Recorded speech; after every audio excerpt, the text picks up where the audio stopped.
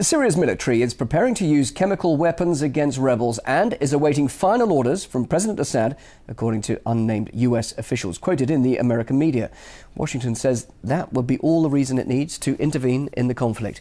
And as RT's Middle East correspondent Paula Slier reports, the timing of these unsubstantiated weapons of mass destruction revelations may not be a coincidence. These rumours are unverified. As of yet, they are just allegations. What they do suggest is that Syria's military has been mixing chemical weapons and loading them into bombs. The allegations suggest that the Syrian President Bashar Assad is reportedly planning to use these on his own people. This comes as the US military is making contingency plans should the Syrian President Bashar Assad suddenly leave, with the US sources saying that they are aware that Assad has received numerous asylum offers.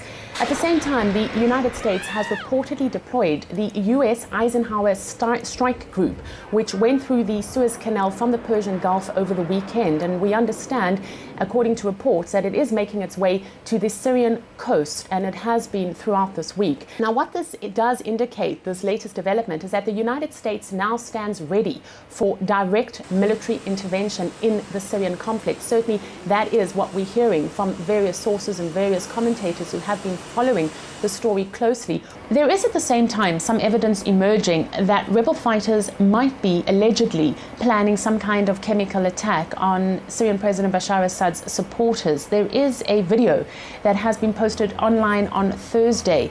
Now, it does show what is thought to be a rebel fighter feeding chemical weaponry to rabbits, and within a minute those rabbits die. We will not show you how they die because the video is disturbing. This is in fact what the video has to say.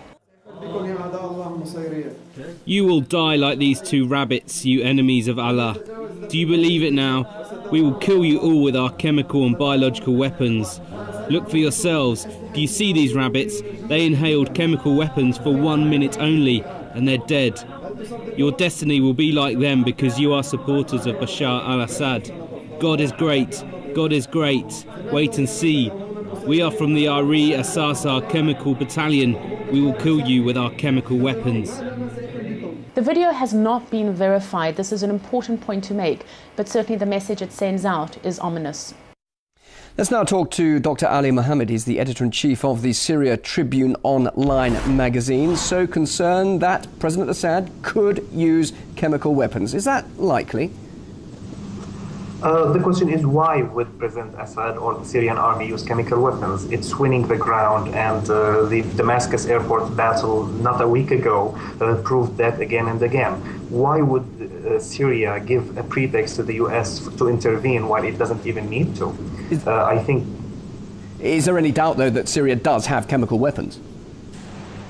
But I'm not in a position to comment on whether or not Syria has chemical weapons, but it's obvious that Syria has something that is scary to its opponents. But the idea is this thing was built and developed to face the massive nuclear power, nuclear bomb power that Israel have, and it was not designated for anything else, obviously. Well, Hilary Clinton says that the Syrian government is on the brink of collapse. If it is in a desperate position, could it not resort to chemical weapons to save itself?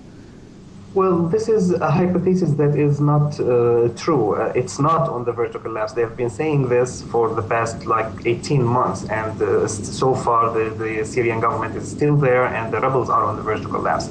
So no, it's not desperate, and even if it goes desperate, the chemical weapons will not solve anything. It's not the answer to anything within the Syrian land, and I don't believe that the Syrian army would use it within the Syrian land at all. If there is any hint of chemical weapons being used, is that the excuse that the US and its allies are looking for to officially intervene in Syria?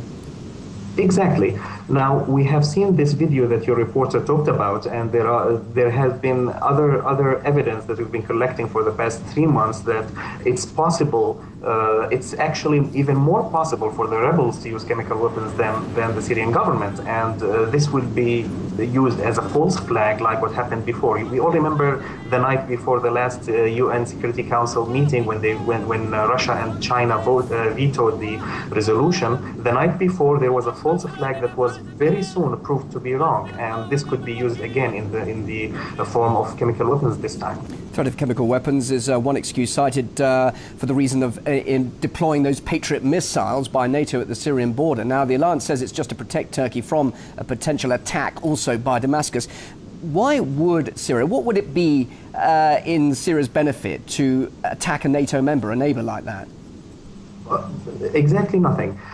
Syria now is having enough trouble without attacking a NATO member, and the idea is Turkey is the one attacking Syria, and Syria is the country that needs protection from Turkey, because we all know now, as it's a lot of evidence leaked, Turkey is hosting rebels, arming them, training them, supporting them, and sending them to fight in Syria. So Syria is the one that needs protection, not Turkey.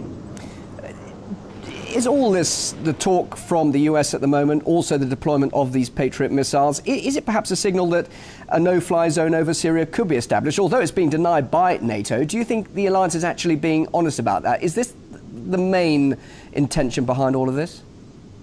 It could be. It could easily be. I don't think the alliance is being honest, because the past 2 years have proven them to be lying to the public repeatedly, including just lately, because the US has just listed al-Nusra Facet as a terrorist organization while it's still supporting it to topple the regime. They have been lying to the public, and they are likely to lie to the public again. But look, so many civilians are dying now. This has got to end somehow, hasn't it? Isn't it right now that there should be official intervention? After all, many would argue the intervention in Libya did end the conflict there. The intervention in Libya did end al-Gadaffi regime, but it did not end the conflict or the suffering of the civilians. Civilians are still suffering until now. And it's very clear that if the Syrian government and the Syrian army should disappear for some reason, the result will be a prolonged and terrible civil war, if not a whole regional war, not only civil. Dr. Ali Mohamad, the editor-in-chief of the Syria Tribune online magazine. Great to hear your thoughts. Thank you for joining us live there from Dubai.